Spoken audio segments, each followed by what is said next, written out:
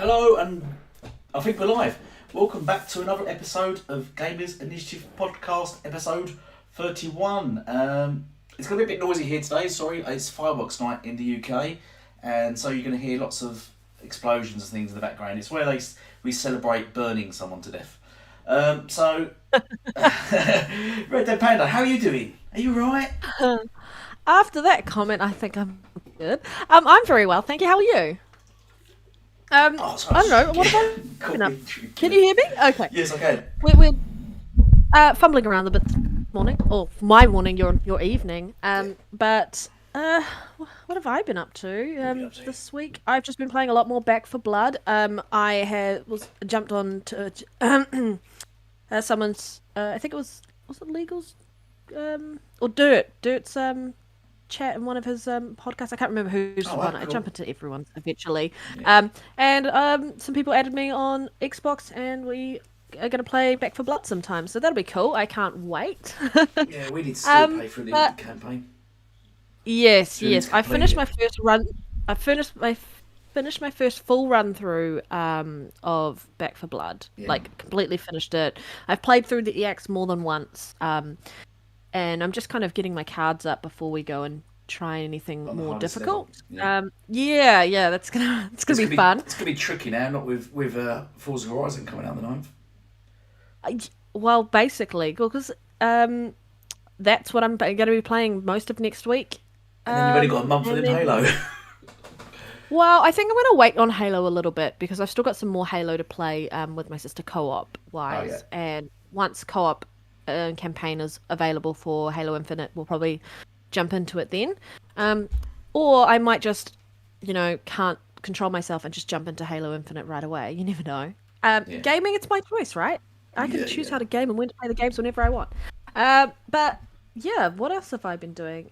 I just watched Army of Thieves, which on Netflix, which I quite enjoyed.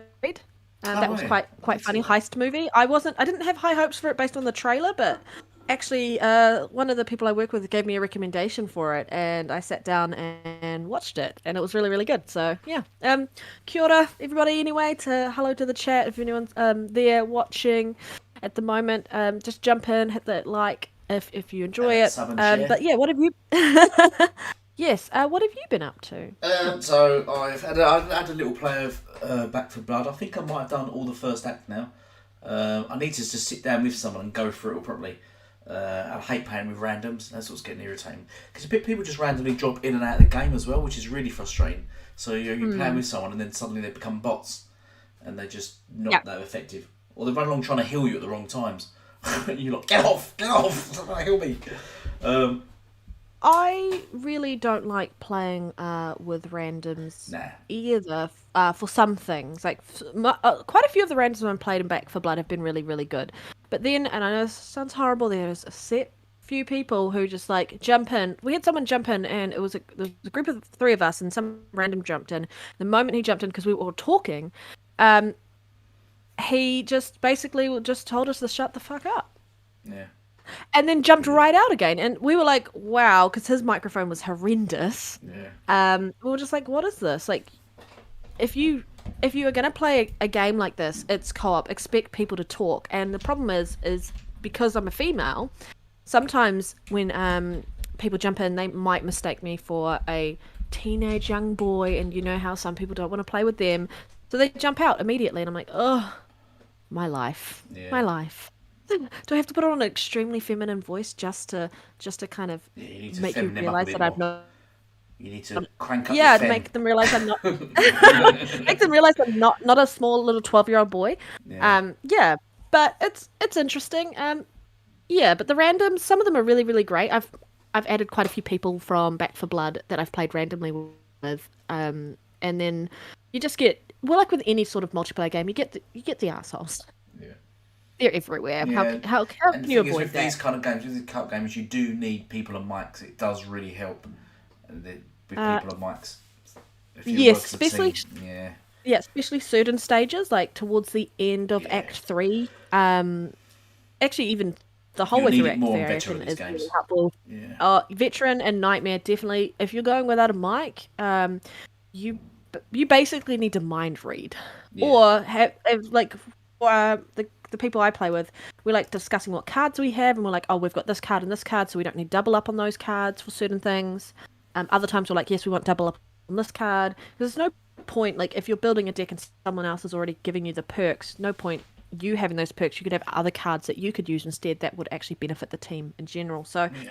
lots of things to consider with Back for Blood, but thoroughly enjoying that and so ready to jump into Forza Horizon 5. You and actually I were just talking about it, like it's coming to that time of the year where I am not paying for early access for a game because I have Christmas presents to buy. Yeah. So I'm making sure that I have the funds for that. That's when you thank Game Pass that you don't have to pay for these. Otherwise this would be £70 a pop if we didn't have Game Pass. Yeah. And that's like 140 quid. Well, I'm playing on Game Pass. Or like I sub to Game Pass. I will be playing on Game Pass for it. Yeah, so it'll be really, really good. What do I need to go do? So fix something. Yeah. So I'll be playing. I'll be playing it on Game Pass, and they make that joke that only broke people have Game Pass. No, smart people who are smart with their finances only broke people who watch Netflix or have Disney Plus, or only broke people pay mortgages. So yeah.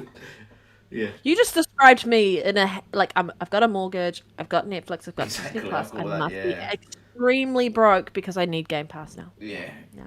But yeah, what else have you been up to? Netflix. You mentioned Netflix. I like watching. I usually watch documentaries. That's what I like. That's my jam. So I was watching Bad Sport on Netflix. That was interesting. It basically covers different sports at different periods and times where people have massively cheated or bet on them and done things like that, done like seedy things, like underhand things on them. It's very interesting. So that's very good. I like watching that. So it covers like street sport. So Bad Sport, look out for that. I don't know why we're advertising Netflix now. We've become like an advertisement for Netflix recently. Advertise Game Pass because we're clearly corporate slaves. Yeah, Just Netflix. Intelligent, guys. Just intelligent. We've got Hawkeye starting soon on Disney Plus.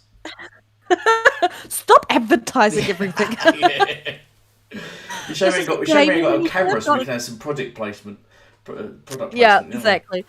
All right. Well, we've got some interesting topics today for basically topics that everyone will be very familiar with. Yeah. And so we're talking about the Microsoft Sega partnership. We're talking about Forza Horizon 5, the success that is that. And we're also going to be talking about, what was the last topic? The Digital Foundry and take on Halo Infinite campaign trailer. Yeah. That's going to be, the Forza topic's going to be our last topic for the day. So if you want to stick around and listen to that, please stick around. All right, should we get the ball on? I mean, I'll put the topics down in an order, but should we just scrap that order? And do you want to start with Digital Foundry? Halo, their impressions of it. Yeah, do you wanna start us on that? Yeah, because I've heard a few. I didn't really know anything about this at all because I don't really pay attention to Digital Foundry, to be honest. But what sparked my interest is when I listened to the guy Alex's comments from Digital Foundry regarding Halo, and I think I heard it. They talked about it on RDX, and then Fratanga covered it and actually played it, and it's actually quite interesting. I didn't think it was bad as I thought they might have been exaggerating it all, but it is. I think it is quite sort of misleading and naughty what he says. He basically does say, I don't know if you're taking it, I think you've listened to it as well now, haven't you? Yeah, I have. He basically does say he don't think there's any improvement on the original demo of the game that a year ago, more or less. And this is what the PS fanboys leaped on because then because this is what's so amazing.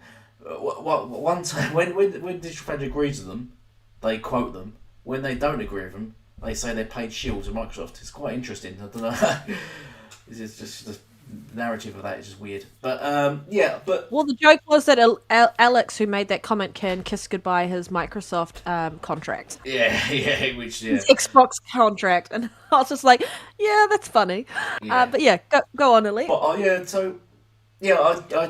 listened to it briefly because we couldn't even listen up. But I actually never listened to it fully because the first time I listened to it was in the car when I was on the way to work. No, I weren't paying too much attention. I thought, it's interesting. And then I just listened to it now briefly before the show, quickly, like 30 seconds of it. and yeah, I think he is quite sort of damning. I think you've got a different opinion from this. I thought he was quite damning in his response about it. He does literally say he doesn't think it's better than the previous demo version.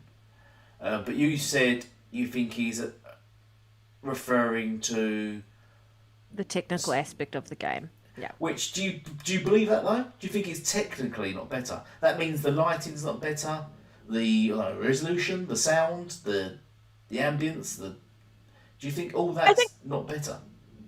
I think if you listen and look at what everyone's overall arcing opinion is around this, majority of people who watched the gameplay trailer was very positive, and they said it was an improvement across the board. And I would agree with that 100%, because you and I talked about this the other day. Last week, was it? But I still feel like even though I saw it and I was like, doesn't matter, the fun aspect for this game is going to be on fire. He did make some good points, like it wasn't quite where he thought it would be. He thought that they would have, after having like a year, and a bit longer than a year actually, of a delay for the campaign side of it, he thought that there would be a bit more around the technical aspect for it, like that could make it look a lot better. And I think lighting was part of it. Yes, lighting is definitely improved. I mean, the texture quality, like the way they've kind of sort of the art style and the cosmetic side of how Halo Infinite looks is 100% better, and 100% agree with that. But from my understanding, he doesn't disagree with that. He just looks at it from the technical standpoint and goes, it isn't quite where you think it would be. And even one of the other guys kind of mentioned he looked at it and there's slight improvements, like the LOD level of distance, pop-in and all of that has been improved. But the main aspects that have really been improved will be your cosmetic things. I'm not 100% fully on board with just cosmetic. I think that there have been a lot of other improvements there. It's very minute, and he said he's got another video coming out, so it's really hard to kind of talk to this. Well, that's what he hasn't really elaborated in great detail as to what particularly he thought would have made the game look better that they haven't really shown. The other thing he talked about was the way that Halo's gameplay has really, their gameplay loop has really gone about, and the way their level design works. And he said, just looking at this, and makes me a bit concerned that they're gonna run more with like your Ubisoft type, Far Cry type mentality, where you've got a big open map and there's only sections where a lot of stuff is happening, and in between that it's quite boring.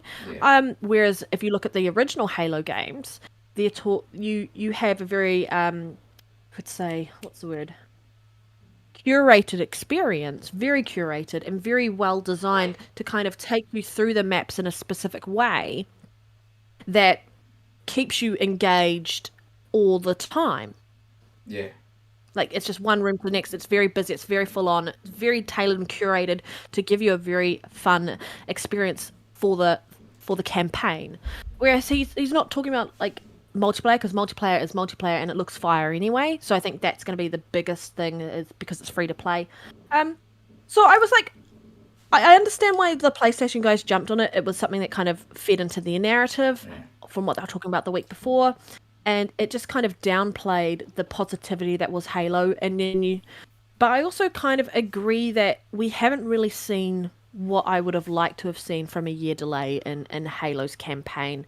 But that's mainly because, like they were talking about, when you look at the original Slipspace engine reveal trailer, and you've got all the different biomes, and you've got the different landscapes, and so on and so forth. It's very diverse, and we haven't seen that. The only reveal we've seen in relation to Forza, sorry, that's on my mind, guys. In relation to Halo Infinite, has always been that same Midwest with the type of mountains and then all the pine trees. We haven't really seen what is, I guess, 343's vision for the rest of the game. I think they've been very deliberate in only showing you that section, though. I feel like, yeah, that's what I wanted to touch on. Yeah. Yeah. What do you want to? I'm just going to talk forever, but Elite, jump in anytime you want. And thank you for watching us with us live. Yep. I think Tim Dog touched on that. I think they mentioned firstly, or I think it was Dina might have said, that he needs to come out and he needs to sort of basically go over his points, what he was referring to, I because it's agree. very vague, Yeah, and he super. didn't. He needs to show and make a point what he means by it's not as good. He needs to actually show examples of it, because he give no examples of anything. But the thing I just remembered what you were touching on is what he did mention, which I thought is it's kind of ridiculous, that he said he think they didn't show any other biomes, and he thinks he sort of give the impression that he thinks it's either because there isn't any He's other concerned biomes, about it, eh? they've removed them, or they're not very good, which I think's a bit ridiculous, because if you Disingenuous, in my opinion. because if you're going to give that impression, then why is he not giving that impression to games like, I don't know, The Last of Us 2? They, when you see trailers, they never show many biomes. Horizon Zero Dawn, the recent all you've ever seen is the beach trailers for it, just on the beach. Yeah. God of War, we've only seen one biome, snow biome. Can we see any other biomes? Why is there no biomes? Is it because they're very good? Exactly, he could just then go through other games, but he's not, you know what I mean? But I think he's a bit ridiculous where he's saying, why they're not showing other biomes? Why is that? Is there a problem? No, they just showed you. They only got a limited time, and they wanted to show you what everyone's been asking for, some campaign, and they didn't have much time to do it, and they've just shown you it and shown you the best of it. I don't think they're going to cover. It was minutes long. They're not going to just throw everything in and ruin everything and just show you everything all at once. It's ridiculous. I don't think they should. If there are other biomes, I don't think they should show them. I think they should keep it part of the game. If you want to witness and see other biomes, they're probably there. Buy the game if you want to see others. They shouldn't have to show all their cards. This is what annoys me, that Xbox are always told and always default to show all their cards while no one else has to. But Xbox always has to show everything they've got at once. And it's ridiculous. It's just getting a bit sort of tiring, really. To that point there, it was like Xbox shows something and it wasn't good enough because Xbox didn't show gameplay. Yeah. Xbox shows gameplay and it's not good enough because even though the gameplay looks hella fun, but it's not up to anyone's level of standard. I would have played Halo last year if I had the choice. Yeah. I didn't think it looked bad last year. It didn't look 100% great, obviously, for the fact that you can see that they've really gone back to Halo's bare bone roots of what made Halo great. Everything like that. You can definitely feel that this is Halo at its core. Yeah. But oh my god, I totally lost my train of thought. But it's like every time Xbox does something, there is a part of the community, and a very specific part of the community. And I'm not saying Alex is part of that community, because he's made himself very clear he doesn't care about that stuff. He pulls people up, whether it's Xbox or PlayStation, or even PC stuff. He's very much into the technical aspects of gaming, and I do like to watch his content because he has a lot of knowledge. And for him to just talk so vaguely about it, that was hard. Like, for me to actually go and say, I agree with him, yet I don't agree about this aspect. I would need to know more about what he's talking about in relation to the technical aspect of the game. Yeah. I think he should have. I think as a Digital Foundry guy, he should have done that already. He shouldn't have just just said stuff, but not backed up any of his points. It was just their weekly podcast talk, right? Whatever they usually do, and they just kind of have an open discussion together. So he could have given up. I don't think he gave any examples either, though. He just said it didn't no, look not as really. Good. And he didn't give examples of what didn't look good. He didn't. No, he didn't. And for us to try and talk about this as a topic, like maybe we'll have this as another topic once that video comes out that he does. Yeah, because it could be awkward. Because now he said it doesn't look better. If he now goes through it, it does look better. I'm not sure what he's going to say, or is he going to actually say, "Actually, sorry, I was wrong. I don't know. I didn't pay attention to before. It does look better, and it is better." I don't know what he's going to say. I don't know. He's going to have to stick with his guns now. He's going to have to say, even if he goes through it, and technically, they do a breakdown of it, and technically it's better. He's still probably have to say it doesn't look better for some reason, even though technically. I think he'll have to stick. I think for what he's going to do, I think you're probably going to get a very fair, like, open discussion about what he specifically didn't find around the technical aspect of it. I think he does agree, like, cosmetically, it does look better around, like, Master Chief's armor and all of that. But he is talking about his concern for the overall gameplay loop and what's going to keep you engaged, because one of them was talking about how it feels like they've kind of put the Halo multiplayer into the main aspect of the game, and I'm like, well, that's a great idea, and I think that's awesome. But I'm also like, what makes Halo great is the curation of the way they do the stages, and for them to talk about the biomes, or for him to kind of point out the biomes the way he has, very disingenuous in regards to we haven't seen anything else, and as you said, like Horizon Forbidden West has only shown the beach stuff, even though obviously in the overarching trailer we've seen maybe a bit more, but for the most part, gameplay wise, we've only seen one section of the game because that's what they're wanting to show you. Because why spoil a game? Yeah. I mean, if we look at Halo's previous histories, if you look at 343's previous iterations of the Halo games, they've had more biomes and more diversity, not just one location. So I know it just kind of irked me, and obviously they're talking about a 10-year plan for Halo, right? Yeah. So you're going to be seeing more of those biomes. You're They going might to even release the biomes be seeing as a lot DLC. more. They might have released it. You might, as you play through the game, unravel different parts of the Halo ring, because they said the original plan a year ago, but they didn't have the time to do it, was gonna you could venture around the whole entire ring is gonna be the game, but they couldn't do it. But now with the year and the Xbox consoles and that, they might include the whole ring, so they might not include the new biomes until later on. They might sort of slowly release as you travel around and do stuff. Release the biomes. So they might just do that. I wouldn't mind if they did that. When the co-op comes in, they might do it. Even when co-op comes in, they might release new biomes for you to explore. Yeah. I mean, I think it's interesting. Like, feel like Alex could have prefaced this a bit better and like preempted, like, hey, I do have a follow-up video which is actually going to dive a lot more into my opinion around this. So please stick, wait. It wasn't very for professional that. But this is my and I wouldn't say professional. I just feel like it wasn't. Like, he knows that there is a very passionate community out for Halo, and he should have seen this coming, that people are going to defend it with their lives, because, you know, gaming is about their lives, right?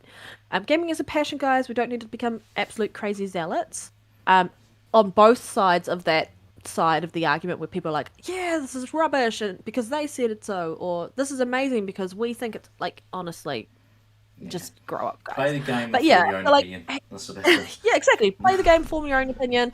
But he kind of opened himself up to that sort of argument because he didn't kind of preempt it or kind of say that this is what's happening. He mentioned it vaguely, but if he'd kind of like said, hey, I'm just going to be very vague and say, like, look out for more of this, I feel like maybe the opinion or the backlash wouldn't have been so bad for him. I mean, he's obviously not going to take it on board because, you know, he realizes that there are crazy fanboys out there and fangirls and so on and so forth. But yeah, I just felt like it was a kind of not a smart take or not a smart way to kind of talk about this without going into great detail. Yeah. Should we move on? Is there anything else you really want to add there, Elite? No. I'm kind of like, there's not much more, because without seeing that video and hearing his actual opinion, we can't formulate our understanding of why he said what he said without kind of make up what he said. Make shit up. Yeah. We're going to make it up, guys. Yeah, he said We're going to use our initiative and make it up. Gamers Initiative. Episode 31. Right. Yeah. Next topic. Should we do Sega and Microsoft partnership? Yeah, because I really, really want to end on Forza, because that is so good. Do you want to start this one off, or? Yeah. Right. Okay. So Sega and Microsoft have formed a partnership. So Sega and Master System, I was going to say. Sega and Microsoft have got a bit of a history. Mega Drive. Anyway. Yeah, Mega Drive. Megatron have got a bit of a history anyway, and they've collabed on several things. I mean, it wasn't the Dream. I didn't really console game back then, but wasn't the Dreamcast sort of a thing of them too? Didn't they sort of come up with the Dreamcast? The Dreamcast is Dreamcast. A Sega Dreamcast, yeah, that was theirs. Yeah, that was the last console iteration that they did. Wasn't that Microsoft though? Didn't they have sort of a part in that? No, I think no, because Microsoft went over to everywhere and kind of asked if anyone would help them with console, and everyone kind of turned up their nose at them because they were a Western company. Who are you? We're Trudon Company. A lot. Yeah. Go away. Well, now they are. I don't know the full details, so I don't kind of want to delve into that and misinform anyone. But I mean, like, a lot of what came out of the Dreamcast, if you look at it, kind of formed over into what showed up in Xbox, like the triggers. The Yeah. Dreamcast controller was the first controller that actually had proper triggers in the sense of what Xbox controllers have nowadays. So yeah, I think it was kind of they used that to kind of come up with what Xbox later on I thought they, became. Yeah, I thought they collabed but off. they Oh, have you. got a long history. They've got a long history Yeah, and I thought they together collabed. Yeah, of games now. and industry. But yeah, but a lot of people are saying, and we know what people are talking about, are saying this is nothing to do with gaming. It's nothing like that. It's just they're just friends. They're having a sleepover. Maybe go for a few drinks. That's it. Nothing more. But And slap around each other a bit. yeah, yeah. What? We'll just slap around each other a bit. You've been drinking today. No, I'm on they, tea. they won't be slapping each It's other not about. nighttime for It's me. not It's that kind of morning. relationship. um, but That we know of. yes, but really, yeah, reading between the lines, there's clearly a lot of things leading to much more than that. Sega have mentioned being able to now make bigger worlds, new games, gaming ideas and adventures, and bigger worlds with Microsoft. I used to mention that. So what could that possibly imply, if not a game or some gaming partnership with Microsoft? No, everyone's alluding to it's all just to do with the X Cloud, to do with the Azure Cloud. Azure. Yeah, Azure. Yeah. Well, yeah, of course it is because if Sega are going to launch any games in that, and they're Japanese, they want the mobile market just the same as everything else, just the same as Nintendo. If anything, they want to compete with Nintendo. Then rather than probably come up with their own portable console, they can completely utilise xCloud, if anything, because and Microsoft clearly want to kick xCloud off in Japan. That's why they'll think they've gone over there. They really want to push xCloud in Japan because that's the biggest market they could probably reach for a mobile device. And I think Sega's the best bet, especially as Sega are really the rivals to Nintendo and Sony. So to get in there with them, it's sort of the enemy of my enemy kind of thing. I think to get in there with Sega, I think would be perfect for Microsoft, and I most definitely think it will be game related, and we will see new game deals coming. I mean, there was already talk of Persona 5 now possibly coming to Xbox. What do you think about all this? Which has been an exclusive to PlayStation for years. Yeah, Yes, Sega and PlayStation have a relationship now. Obviously, it was more of a console war to begin with, how they first started up. But I think, I mean, Sega has always kind of mentioned in the past that they're wanting to kind of grow and kind of look into online a bit more. They've got games like Football Manager, which has got a huge online community, Fantasy Star Online too, which is huge as well. And I think if they're wanting to grow into that online sort of model where they can put their games out to everyone and they can kind of have big, massive multiplayer games where a lot of people engage and you want that whole longevity of your style of games, then why not partner with Microsoft and use the Azure cloud services available? I mean, if it's good enough for PlayStation, it is good enough for Sega. Yeah. Like, it's the thing. And I think it quite easily resolves any issues with Sega trying to build their online infrastructure because Microsoft already has it there, and they're clearly the go-to. I mean, it would be interesting to see if Sega and Google would have done a partnership because Google's infrastructure for cloud and online is also robust, very robust, and very impressive. But like the games that Sega has, they're obviously not quite on par with things like Fortnite or anything like that. But I think the partnership itself is really great. Yeah.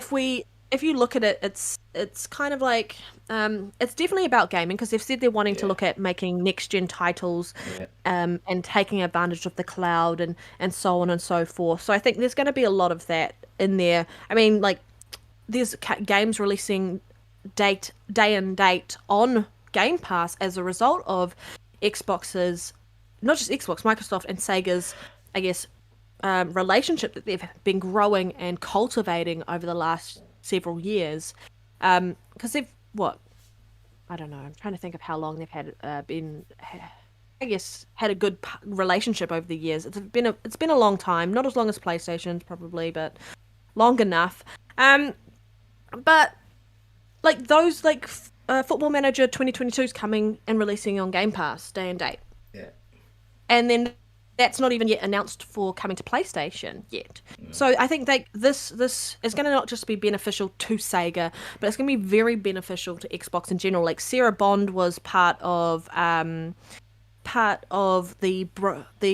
I guess the partnership that brokered this whole deal.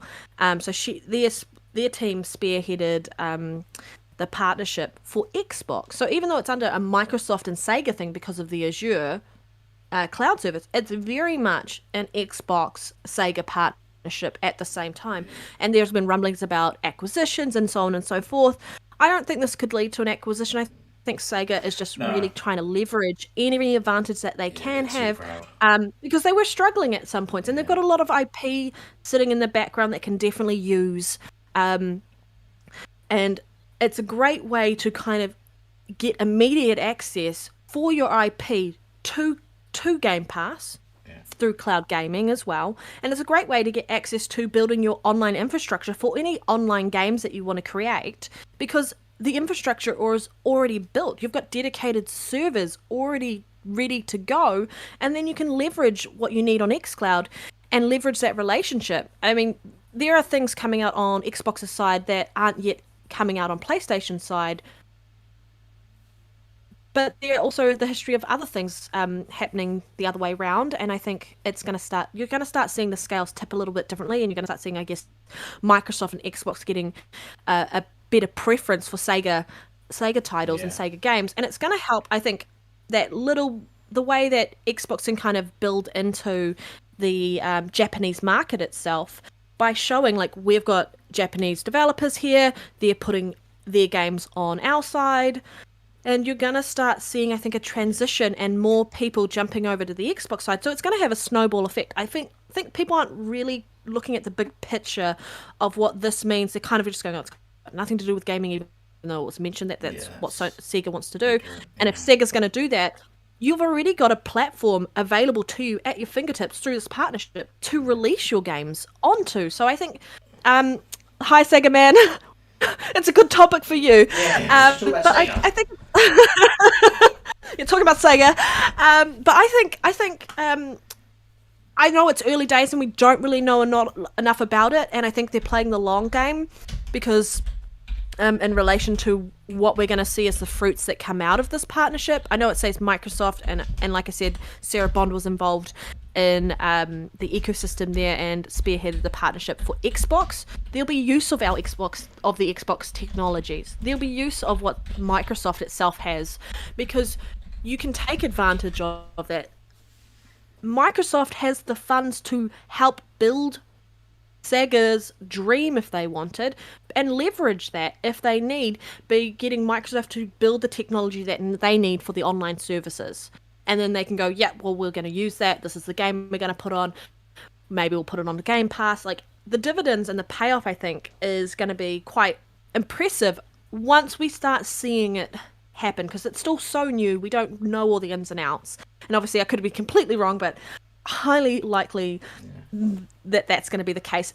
Windows Central did a really great article about this, so do read up about it. They talk about Sarah Bond's involvement. They talk about what they think could be happening in a little bit more detail. So if you haven't read that, definitely do. I mean, they even talk about it's still early days and they don't know all the ins and outs and what this could actually fully mean for Xbox and Microsoft and even Sega. But I think for people to downplay it and not really kind of look into the positives and the possibilities that could come of this partnership. Yes, it's not an acquisition. We don't need an acquisition at this point, do we? I reckon third-party as well. partnerships. I reckon Bethesda, fine. Yeah, so I reckon they sat down in Japan, sat down with them all, and they probably did have a long discussion with them, and probably talked about an acquisition and purchasing Sega.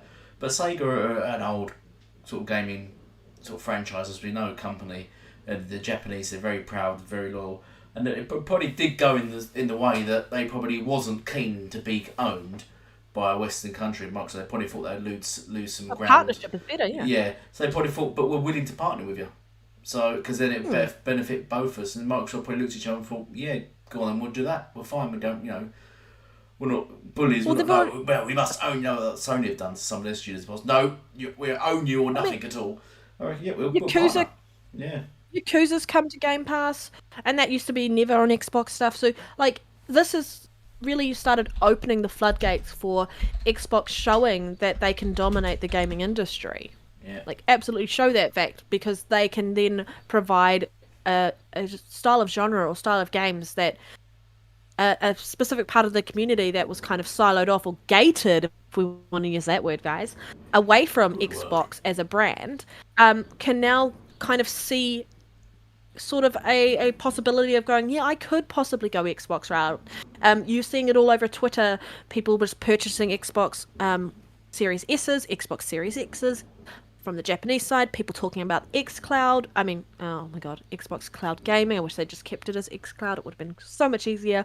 Yeah, so I think for what we're probably going to see out of it, and it's still early days. It's a positive, and both proud of Sega and Microsoft joining into this partnership. And as a fan of gaming, and a fan of Game Pass, it's just going to give me more games to play and honestly support those developers because they clearly want the support. They want to be able to take advantage of what their idea of the games that they want to create, and they can go and do that now because they don't have the limitations that they would have had in place because Sega won't have the money to build the infrastructure that they need for online gaming, whereas partnering with Xbox they can use that, and then Xbox benefits from that as well. Like, Yeah.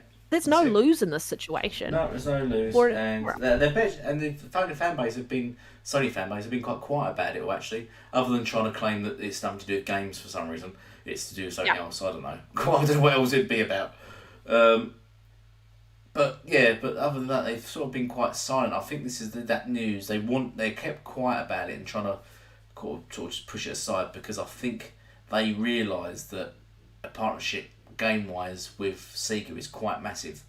Having just got Bethesda getting Sega on board and all their games on Game Pass day one, not necessarily exclusive, but their games probably will go to Game Pass day one. You know, all the Yakuzas and the Personas. You know, if there's another Persona game, Persona 6 and Final Fantasies. Do they make? Who makes Final Fantasies? Can't think. That's Square Enix. Is that Square Enix? And so, anyway, yeah, I can't think of the games Sega makes now. We need Sega Man. Sega, what games does Sega make? Tell us. Well, Sega Man asked in the chat, what games would you like to see them put on Game Pass from their old retro Sega games? Is there anything there? Alex Kids. Got to put the Alex Kids on there. Also, a game called, Yeah, fair enough. a game called Gorvelius. Oh, I remember playing a little game. Oh, there's a game called Gorvelius I really liked. I used to like their thingy games, their wrestling games, and all their what was it? There was a wrestling game I really liked on there. I used to play all the time. Like, they had so many sort of little fantastic games. Outrun, wasn't it? Outrun was even though I don't really have a racer. I think Outrun was one of their games. Yeah. There's so many fantastic games back then, the old Sega games. But Alex Kids were fun. To be honest, I only know more about Sega's more recent games, mainly because of the fact that I grew up on Nintendo. Right? That's my bread and butter. Yeah, Mario. I wasn't a big Mario fan. I'm a Zelda fan, like hardcore Legend of Zelda fan. You disgust me. That's like my go-to. No, but yeah, no, we didn't have Sega growing up, like any consoles of theirs growing up. So I knew of like Sonic the Hedgehog, and I knew of some of the titles there. So for me, I think any game from their previous past would actually be quite, for me, something to kind of look at as a classic game, or that I've never even got to experience because it wasn't something that I grew up with, the Sega Man. So yeah, I feel like you could chuck anything in there and I'd probably give it a go, except Football Manager, guys. I don't know how long that is, probably not from their early years, but yeah, there's lots of games. Sonic. I'm a big Total War fan, like love the Total War series, and I know that would be really good for the PC market for Game Pass. Like, isn't Total War 3 coming out on PC day and date? Is that the one that's coming out that's been announced recently? Yeah. Yeah.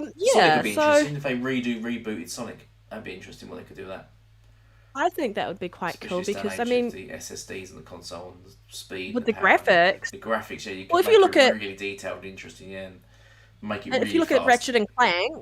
Ratchet and Clank's level of detail, that Pixar quality, you could get something like that with Yeah, Sonic now. yeah, Very much so. And it would be neat to see a spiritual successor or reboot of Sonic, yeah. and see what that looks like.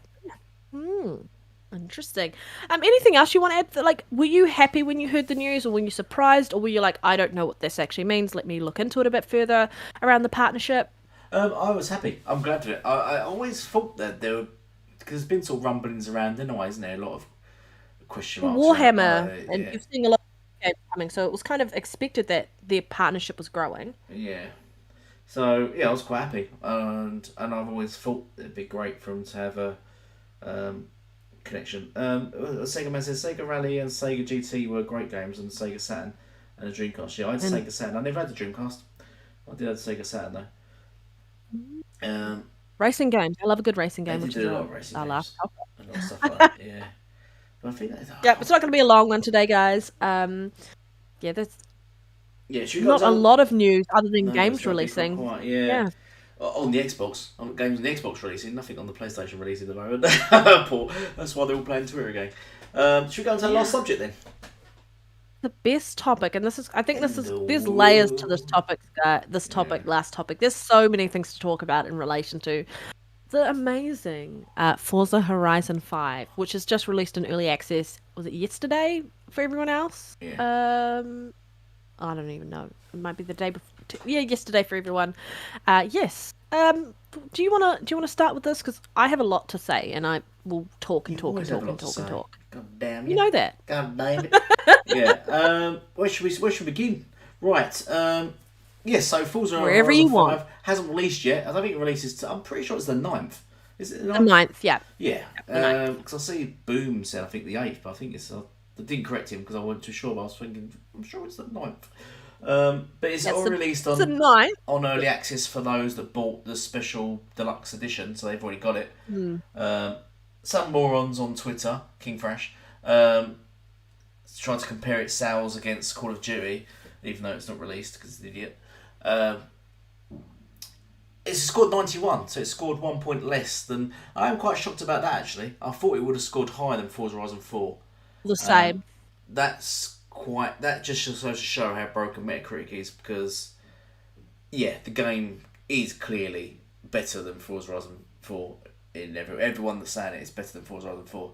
So why the score's gone down? But then I think in general Xbox games have been scored lower than they should have been in general this gen anyway. And I think because their games are getting reviewed by less people and stuff, and I think their games are being pulled down in review scores. Because even the multiplats are scoring low as well. But yeah, so I was shocked by that. Let's hope it does go up. I've got a feeling it might drop down to 90. Sort of because Microsoft Flight Sim started at 92 and then dropped to 91, then went down to 90. But yes, I haven't played it yet. I'm going to play it on the 9th because I'm going to fork out to play because I like racing. I'll give it a go, but I'm not overly sort of. I can't wait for this. I have to play this, so I can wait till Tuesday. Because I think it's Tuesday to play it. Where else should I go? There's so much to talk about. Should we Anywhere. should we go on to the should we go on to the negativity on social media about this? Should we talk about spaces on Twitter and all nonsense? Is that what you're ready to crack on that? Are you? Or do you I'm ready to just kind of discuss a whole heap of things. Like, first off, well done to Playground Games. Yeah. Just want to say, well done. Do you know they're making Fable? Yeah, they're making Imagine that Fable with quality. your other Imagine the team. quality of that. If they bring out Fable and it looks half as good as for Forza Horizon 5, can you imagine how fantastic that game would be? That will blow minds. And that game's next gen only Fable as well. So it's going to blow everything like God of War and everything out of the water because it is pure next gen. So I think because the lead for the Forza Horizon series has actually gone over to the team that is doing Fable.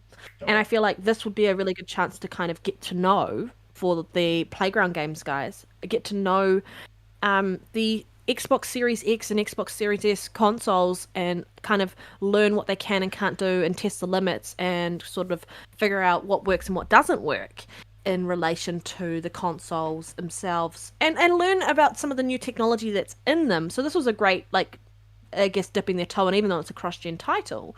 But well done, Playground Games. Like, I put a post out saying, like, this is probably like clearly better than the previous one, and it's well deserved.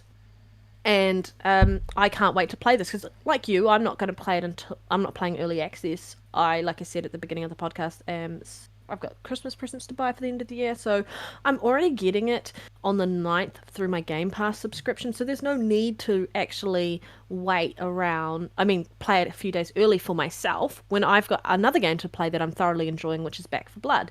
But think of this: I started. Like, if I go talk about my introduction to Forza, because I played a lot of Mario Kart and some other PC racing games growing up, and like Need for Speed and so on and so forth. So I guess my first introduction to any type of game that was kind of like this had simulation aspects to it, but also open world aspects. Simulation would have been GT, and I hated it. And then I played on the 360 a demo for Forza Horizon, because I never played the Forza Motorsport series. Simulation style racing games didn't really overly interest me. They do now, but they didn't back then. But I played the demo for Forza Horizon and absolutely loved the hell of it. I only played the demo. This was right at the end of the 360 generation, and I got my Xbox One. And I decided, because I loved Forza Horizon, I would play Forza Horizon 2. Yeah. And I bought Forza Horizon 2. And that blew my mind in regards to an open world racing game where you could just go anywhere you wanted. Around the map, drive through stuff, like the way you would like driving around, the verticality and the gradient in the map, and it was just like you could feel the intensity, like if you're going down a hill like super fast, and it was insane. And that was my proper introduction to Forza Horizon series.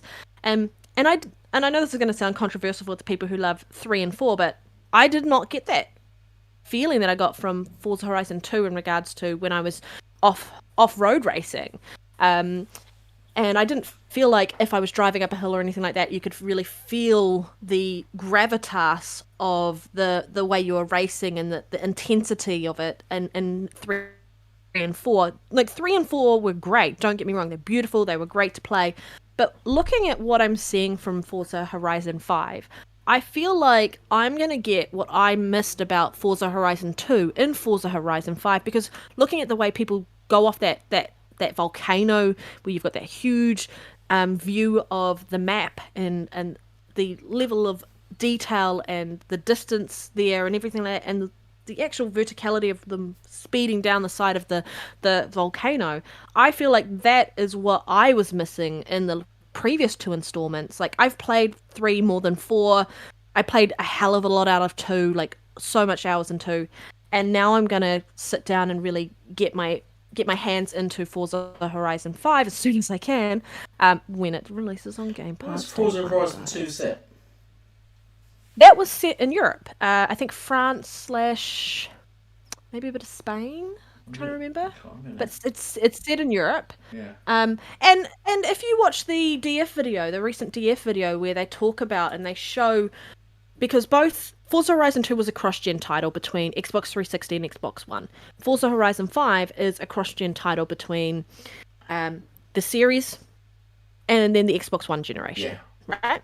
And you can actually, like, to look at the comparisons between a cross-gen title back then and what they could do back then on the first game that they released on new hardware, while making it backwards compatible with the cross-gen, and now looking at what they've done with their first time designing a game on the new series consoles while it's cross-gen. I can't wait to see what Forza Horizon 6 is going to look like when it's completely dedicated to next-gen hardware and SSD support. And Fable's going to be insane. But it's a different team working on it. Obviously, it's still Playground Games, and they'll obviously be working around that. But well done. Like, everyone is loving this game. It's super encouraging to see the amount of positivity coming out. The Twitter is like photo central for Forza Horizon screenshots.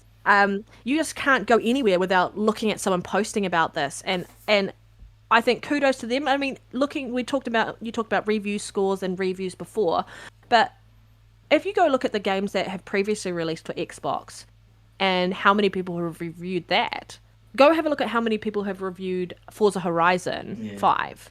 And in a stark contrast, the amount of reviews is ridiculous in comparison to other Xbox titles, because regardless of what platform you play on, whether you're a PlayStation gamer solely or you play on Nintendo or whatever you want to do, people want to play this game and they want to experience, because it looks like a showcase standout piece for the Series X next gen consoles, whether you're playing on the S or the X, because you have the performance mode, then you have the quality mode. So you have the best of both worlds. Obviously, I wish there was a mode in between, but that's all right. I know that, like, the way they've set the stage for this game looks like it's going to be amazing to play. Absolutely amazing to play, and it's going to put me back into what I fell in love with originally about the Forza Horizon series. I mean, the other 3 and 4 were amazing. They're just not my favourite. Number 2 is my favourite, and I think number 5 is going to become my new favourite. Nine Foot UT's playing it right now, and he says he's loving it. Is in the chat? Hello, yes, UT? I agree. From what I've heard about the progression system and the accolade system, that's what I found with Forza Horizon 4. I didn't really have a reason to keep playing and playing and playing, so it kind of got repetitive and boring. But from what I'm understanding about Forza Horizon 5, it's the exact opposite, which is why I'm interested, not so much at the review scores, but the people who are actually just writing up reviews and talking about the game, kind of saying, like, it doesn't really iterate, it's nothing really new. And I think someone put a post up on Twitter going, people who reviewed a Dirt game and then the newest Dirt game and gave the new Dirt game a higher rating, even though it wasn't really amazing in what it changed around the gameplay loop and so on and so forth. But they completely kind of gave Forza less points, or Playground Games less points in the review. They kind of talked about it was a bit repetitive, it didn't iterate enough from the previous one. Like, when you're at the top of your game, there is not much more you can do within an open world racing style game like this. Like, the last 3 games have reviewed so well, 10 out of 10s, 90s in the Metacritic score. Like, they're competing against themselves at this point. They're not competing against anyone else. They're not competing with The Crew 2. They're not competing with what's another one that GT. Yep. Dirt. Well, that's not an open world. That's not an open world either. I would say Need for Speed. They're not competing with Need for Speed as open world racing games. They are the benchmark. They are that game. If you think of an open world racing game, Forza Horizon is the first thing you think of, because they are at the peak of that genre and they deserve to be there by what they have shown and what they do, and they clearly love the community. So well done. I just want to talk very positively about them, because I think we're going to get into the negative stuff about the idiots who trash this game. But I think they definitely deserve kudos, and you can make the decision for yourself if you want to play this game and enjoy this game. But if you've got Game Pass, give it a go. And if you're not into racing games, I think you'll be pleasantly surprised with this this iteration of the game. Of the franchise. What do you want to talk about next, Elite, about Forza? Well, I've not played the game, neither of you yet, so we're looking forward to playing it, but UT greatness, and I'm really looking forward to what they do with Fable and moving forward with now Xbox probably fully acquired them, because I don't think it was quite owned by Xbox, were they, previously? They were. Yeah. Were they? It was announced 2017 or 2018. Yes, I mean, prior to that they didn't own them, so they don't actually... No, but they felt like they did. Yeah, it felt like they did, yeah. Sort of, yeah. I'm really excited to see what they do with Fable, to be honest, now, having seen this. And yeah, because every game they put out is a 90 get rated game. So, everyone always talks about the Sony first party developers and stuff, and the benchmark is them. But, not enough credit goes to Xbox's first party developers. People are going to say, this is a race who doesn't count, but it's absolute nonsense, absolute rubbish. Because GT for years counted, that was sort of a benchmark game in the stuff, and they used that. And GT for Sony is one of their biggest selling franchises of all time. It's way above things like God of War and stuff. It's one of the biggest franchises. But no one's ever sort of belittled GT until recently, until Forza come out basically and sort of put it in its place. And now races don't matter anymore. 9foot's UT said, huge visual improvement over Horizon 4. The environment looks way more dense and diverse. Have you come across any sandstorm? That's what I'm interested in, seeing the sandstorm yet and driving through that. That's one of the showstop bits right at the very beginning. To lead you into the game, you'll drive into a sandstorm. Oh, really? So you'll come across that. There's an activity in the game to do with like going to find, I think, is it Jade statue or something, and that's in a sandstorm, and you have to take a photo of it. Yeah, so you're going to be doing that. I think some of the showcase pieces to do with the storm. If you've seen any of the review videos or any of the gameplay, like that storm, and what's super impressive about this is the fact that Playground games, like you can hear it. Like if you've listened to that with headphones on and listened to the review videos where they've actually just had the game playing, the sound quality is, I would say, leagues above what was in Forza Horizon 4. The visual quality, yes, definitely better. Considering the lighting is massively improved in comparison. Like they were talking about foliage movement, and there's so many videos on Twitter kind of poking fun at full next-gen title on PlayStation 5 being Ratchet & Clank, and you're running through foliage and it does nothing, where a cross-gen title, Forza Horizon, which is an open-world racer, you're driving through and it's kind of affected and you're kind of destroying stuff there. But like they talk about how they've improved the foliage mechanics around like different leaves will actually move differently based on the type of leaf that they are, like, and the different plant types and so on and so forth. So it really brings immersion into the game, and I think that's going to be a key thing that they take forward into the Fables game, because anything that they learn and improve on, whether it's in an open world racing game, who cares? It's still an open world game that they can take and their learnings and put it into Fable. Which I think is going to be huge. And the sound quality. The sound quality apparently utilises RT, doesn't it, apparently? Yes, it's ray tracing. And sound quality. Apparently the sound bounces off all the material, all the buildings and everything, and it's meant to be like really honed the sound more than the reflections. They've honed more on sound, which shows you a bit. It's extremely impressive. Yeah. From what I've heard. So, I mean, we're at 57 minutes now. Should we get we've still got lots to talk about. Should we get onto negativity, or should we just skip it? Just ignore it? We can kind of focus on the and I think this is a key point. Is there was talks about this on Twitter, and I 100% agree with the fact that for the last generation and some of this generation, Xbox gamers have said Metacritic doesn't mean a thing. It's the fun of the game. Like some games that scored really poorly, if you go play them, you'll actually really enjoy them. So I guess the key takeaway from that is go decide for a game for yourself, like whether or not you're going to enjoy it. The easiest way to do that is through Game Pass. You don't have to fork out $70, $60 in American dollars on a game. It would be $109 over here where I am if I wanted to fork out money on a brand new title. But you don't have to. You can test it out and kind of save your money that way. And if you really like it, then decide to go purchase it. But I think like we had more. I was gonna say we had more on doing the it's gone down in quality because it rated 91 and the previous game rated 92. That was, who was that? I don't know. Yeah, but I mean, and they've been filming. I completely debunked his point there. I think it's like. For you, if you're not really into Metacritic, and I think it's interesting that now Xbox gamers are now using Metacritic as sort of target practice and ammo to kind of fuel the idea that this is why this is a good game. No, it's a good game because if you've ever played any of the Forza Horizon games in the past, you know that Playground games tends to outdo themselves. None of the reviews have talked about that sort of, what's that online option for their event lab, but they haven't really talked about that. And it would be nice to see, I guess, stuff to do with that.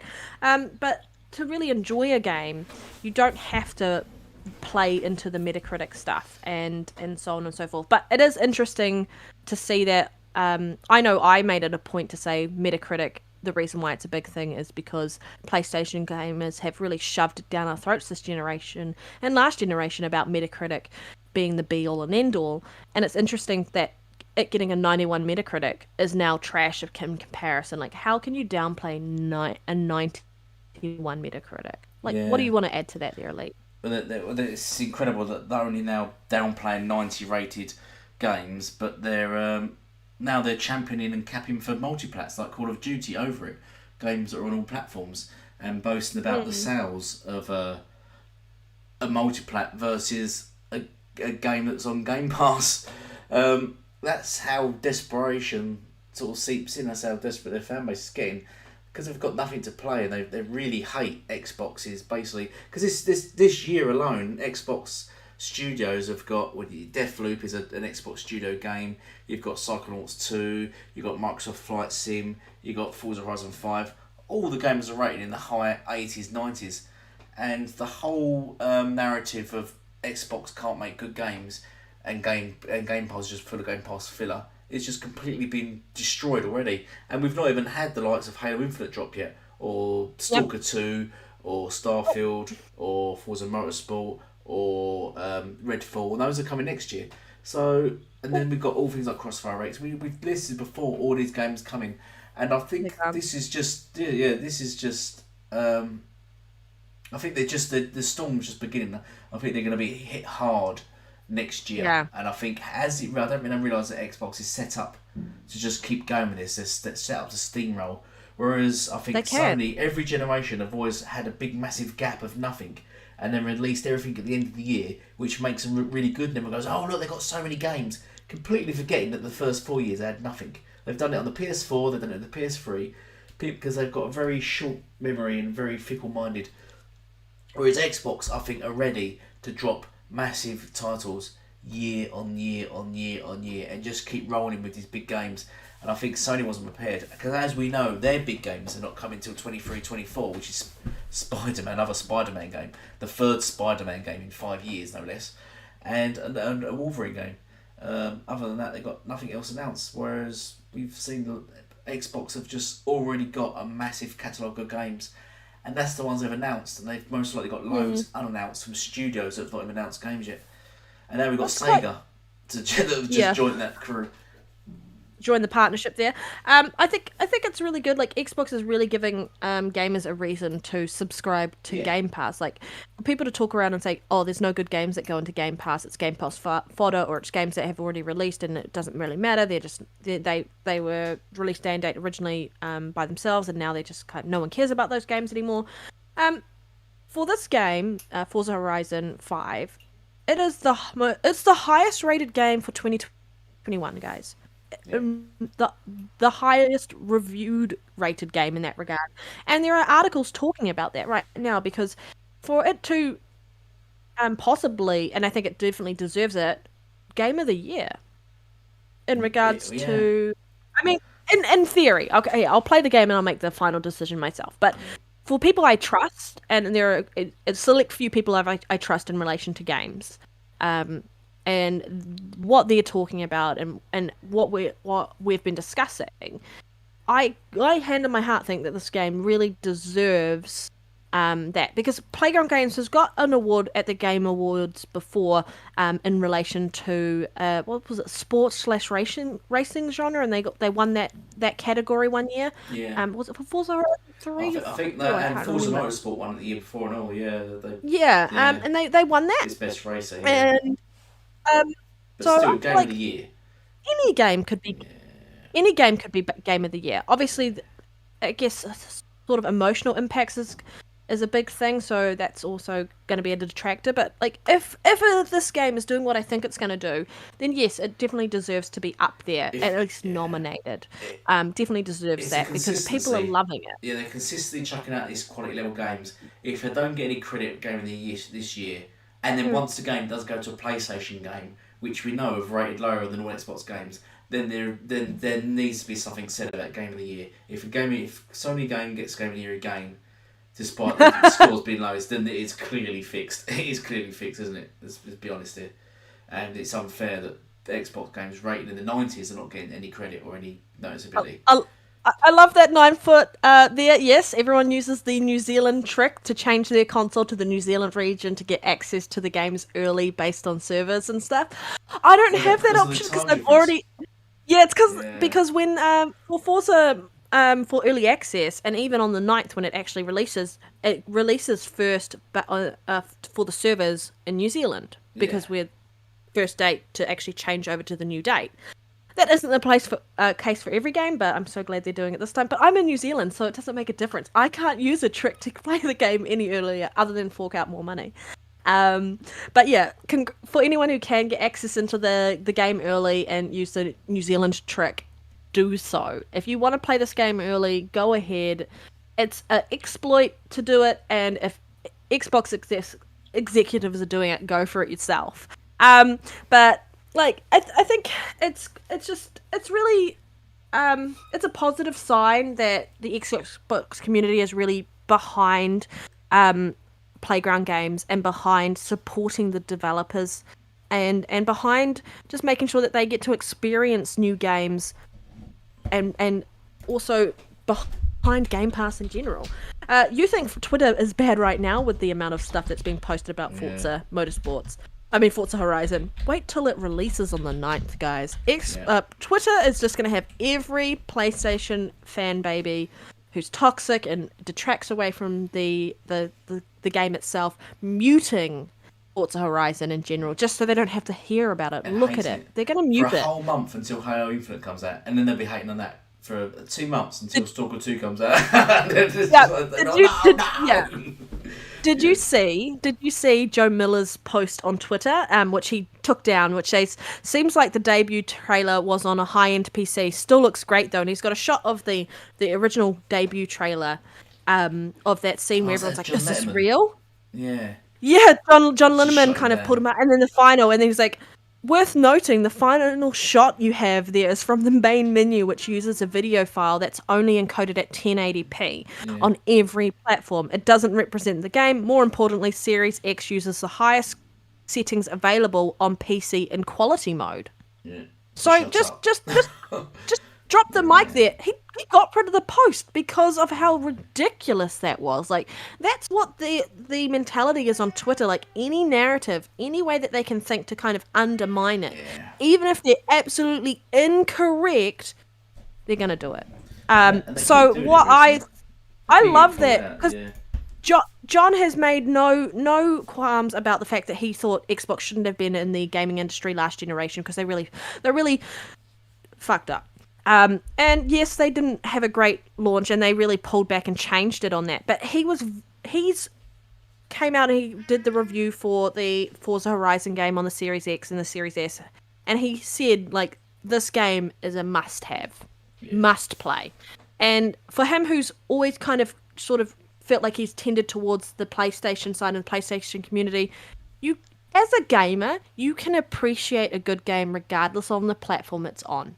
And the It's a Rap guy, Marlon, whatever his name is, Gaming, he did a live stream of him first playing Forza Horizon 5. So if you haven't seen that, do go see that. It's quite entertaining.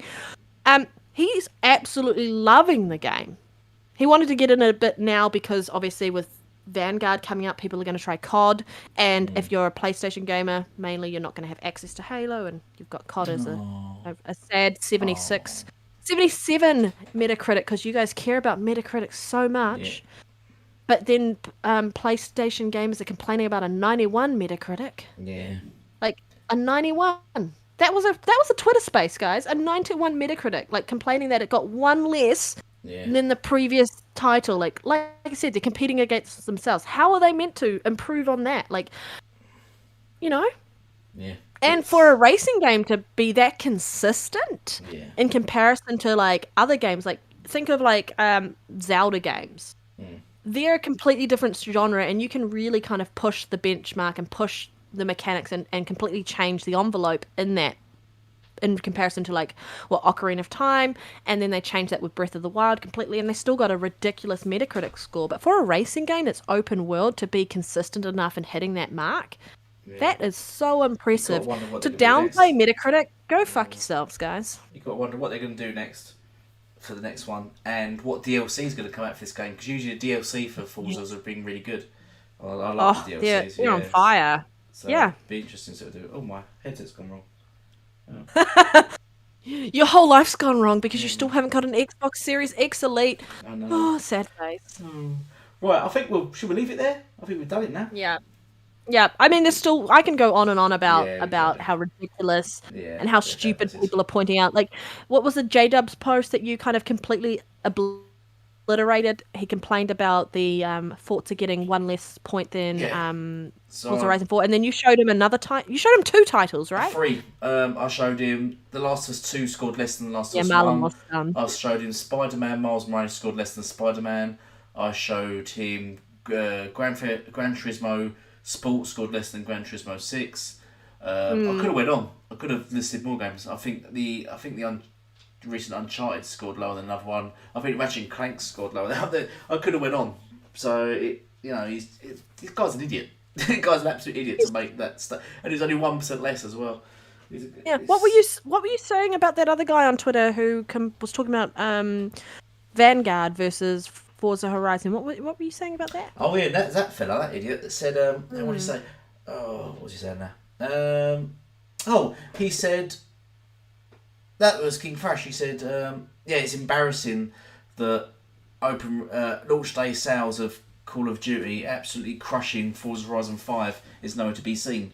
So I replied back, Forza Horizon 5 is not released yet. Which everyone sort of laughed at him and sort of mocked King Thrash about. I think even Fratango liked my comment as well, because what mistake to make?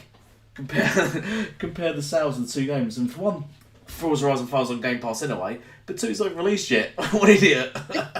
It's a mistake King Thrash is going to consistently make, though. If you think about it, like you did a video on him like the week before about his Halo Infinite campaign trailer stuff, and he was completely off the mark there. He's doing it because he's feeding into their particular fan base who just want to hear that narrative in that echo chamber that they have. Yeah, because they don't want to be. They want PlayStation to always win in their mind, and they don't want anyone else to be successful. But like, if anyone else is successful, it pushes the success of PlayStation forward, because then they have to up their game. Yeah. Why do you think games are coming to PC? Yeah. Not just because of money, but because it's a smart thing to do, and they saw the writing on the wall because Xbox kind of showed them that, like, yes, it's the right thing to do. Obviously, Xbox was looking to make more money because they didn't have the console sales that PlayStation did, so they needed to make software sales in other areas. But doing that also opened up a huge market for them that they never had before, and PlayStation is realizing, like, that there is this market that they have completely ignored. So like, he's out of touch. It's just an echo chamber at this point. Negativity breeds negativity. Listening to one person's point of view is going to mean that you're only going to have one point of view. Listening to different podcasts, you're going to hear different points of view, or some of the same points of view. But it's important to not just sit in that echo chamber. It's important to kind of listen to other people and other gamers, and also try a game out for yourself and actually make an informed opinion. Like, there are games that have been highly rated. I've played it and I've been like, I don't get what the fuss is about. Just like when you watch a movie. There have been games that have been awfully rated and I'm like, this game is awesome. Like, why is it not getting any more hype behind it? And I'll hype it. I'd never think about making a video solely based on hating on, I don't know, God of War Ragnarok. Yeah, the trailer, the demo for that. I'd never think of it, because it'd be a really ridiculous thing to do. So to him to come out and done that, it's just ridiculous. Hating on Halo, the demo trailer for Halo Infinite, and pointing out its mistakes. Even though he's never going to play the game, and and it's just a trailer. It's the stupidest thing you can do, and unfortunately, Fanbase does have a really, really low IQ, and it's the mob, this dopey mob mentality where they're all like, they all jump around, waving their arms, agreeing with him. So, because they're idiots. But should we end it there? Yes, I just want to say to anyone, feel free to add me on Xbox Live, Red Dead Panda 871, if you want to play any Back 4 Blood with me, or if I'm on Forza Horizon at some point and you want to jump in a game with me. Happy to like play video games whenever I get a chance. Obviously, my time difference makes it really hard, but for the most part, it's coming up to coming up to summer, and I have like a month off, so I'll actually be able to catch up with some of my gamers overseas and play with them a bit more, and even play with you a bit more, better hours. Yeah. So close. And thank you everyone for joining us, and thanks Elite. It's been a great show this week, and please comment after the video if you enjoyed this, even if you didn't. Share it out as well. And then Elite will probably bite your head off in the comments channel by throwing logic at you. Logic and common sense. Thanks. Yep. Just message us on Twitter if you ever want to chat or anything like that. And you guys have a great night, day, whatever, weekend, whatever's happening with you guys, because the time difference is so confusing. Thank you, 9 Foot and Beauty. thank you. Thanks for joining us as always. Yep. And and goodbye for now. Bye, guys.